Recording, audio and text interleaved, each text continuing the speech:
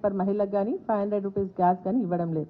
So ఇవన్నిటి కూడా మేము మాట్లాడుతూ మాకు ఆ రోజు మేము క్లియర్గా చెప్పడం జరిగింది ఏంటంటే ప్రోటోకాల్ ఇష్యూస్ వస్తూ ఉన్నాయి, సెక్యూరిటీకి సంబంధించినటువంటి ఇష్యూస్ వస్తూ ఉన్నాయి అని చెప్పేసి చెప్పడం జరిగింది. దాంట్లో భాగంగానే నిన్న మేము నలుగురం మెదక్ జిల్లాకు సంబంధించినటువంటి శాసనసభ్యులమందరం కూడా మరి శివధర్ రెడ్డి గారు అడిషనల్ డీజీ గారికి కలవడం జరిగింది.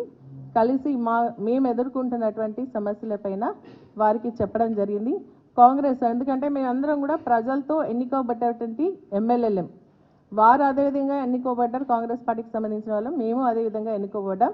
కాబట్టి మరి ఈరోజు వాళ్ళని ఒక రకంగా మమ్మల్ని ఒక రకంగా చూస్తూ వారికి ఎస్కాట్ పైలటింగ్ ఇస్తూ మాకు ఇవ్వకుండా ఇబ్బంది పెడతా ఉన్నారు. మరి ప్రోటోకాల్ ఇష్యూస్ వచ్చినప్పుడు మా ఫొటోస్ పెట్టట్లేదు, వాళ్ళ ఫొటోస్ పెడుతున్నారని చెప్పేసి కూడా మేము స్పష్టంగా చెప్పడం జరిగింది.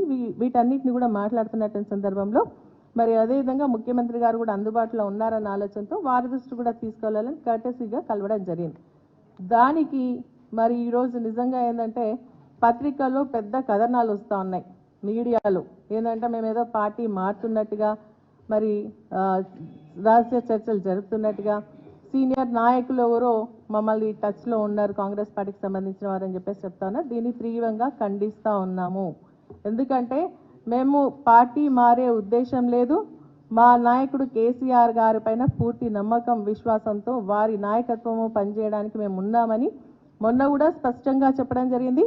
మెదక్ జిల్లాకు సంబంధించి మరి నిజంగా కూడా అది టీఆర్ఎస్ గడ్డ, పార్టీకి పెట్టినటువంటి ఇల్లు మెదక్ జిల్లా.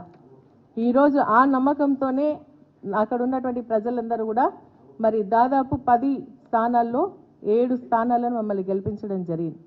మేము కేసీఆర్ గారి నాయకత్వంలో మేము పనిచేస్తాం.